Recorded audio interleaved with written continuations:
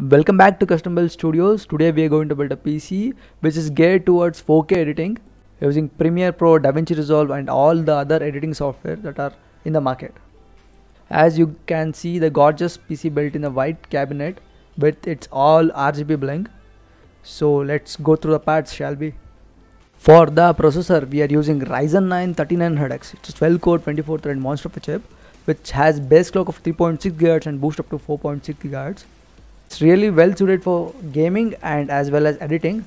Basically the 12 cores and 24 threads can be utilized really well in editing, and it has really good export times. It turns export times into hours into minutes. Can easily handle any 4K footage that can be thrown at it. For the motherboard, we are using MSI's B550 Mota Wi-Fi version, which has AX Wi-Fi built in and has excellent power delivery, which can even handle 3950X and 5950X at full load, still maintain the temperatures under 65 degrees Celsius. When it comes to RAM, we are using T-Force Delta 3200 MHz CL16, 32 gigs of dual channel memory. When it comes to the graphics card, we are using RTX 3070, specifically MSI Ventus 3X model. This aftermarket version of the card is really good in maintaining the temperatures under control, and it has 8 gigs of GDDR6 memory with a ton of CUDA cores which will tear through all our renders. As a boot drive, we are using XPG's 256GB M.2 NVMe SSD, and as a scratch and storage medium, we are using 1TB Crucial P1 SSD along with a 4TB Seagate Barracuda hard disk for mass storage purpose. Powering all this is Cooler Master's MW 750W 80+ bronze certified power supply, specifically bronze V2 model. To power our Ryzen 9 3900X and RTX 3070, this is one of the best power supply that you can buy. It is backed by 5 years of warranty directly from Cooler Master, and Cooler Master has a good reputation as a power supply manufacturer. When it comes to the cabinet, we are using Deepcool's Matrix 55 V3 white model, which includes 3 RGB fans and tempered glass side panel, which has 2 USB 2.0s at the top and 1 USB 3.0 at the top, and it's an excellent cabinet to build in. When all the parts are out of the way, let's start the build.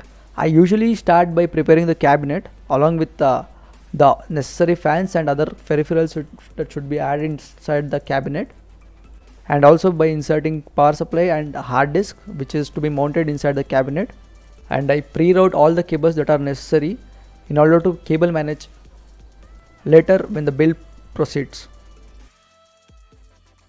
When cabinet is prepared, let's go through the motherboard. So it's time to prepare the motherboard. So since we are dealing with M.2 SSDs, first let's install the SSDs. So as I told, I am installing a 256GB XPG SSD along with a 1TB Crucial P1 SSD. The XPG SSD is installed in the top slot, whereas the Crucial P1 is installed in the secondary M.2 slot.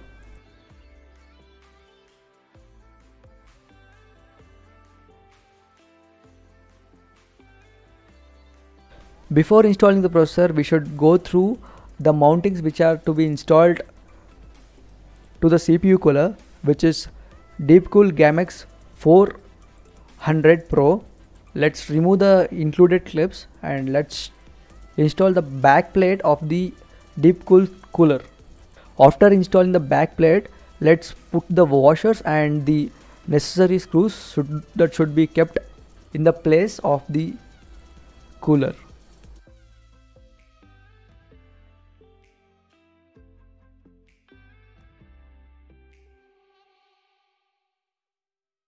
After preparing that, let's start installing the processor.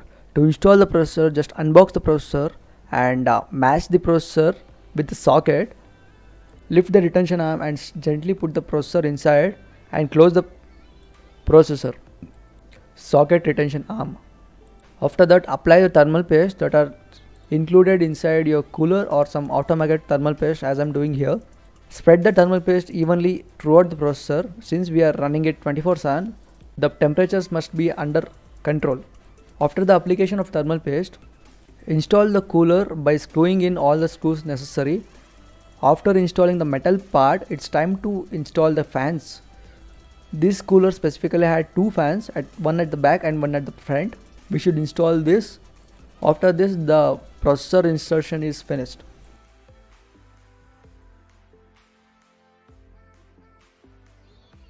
And make sure the fans are attached to the fan headers on the motherboard. This motherboard has many fan headers. You attach one fan header to the CPU fan and another to the pump of the CPU fan, so it can be controlled easily by your motherboard. So after the installation of the CPU cooler, let's go through the RAM. To install the RAM, unbox the RAM and insert the RAM in the second and the fourth slot of your motherboard when counted from the CPU socket. This ensures that your RAM runs in dual channel and it improves your performance by increasing the bandwidth that is given to your processor.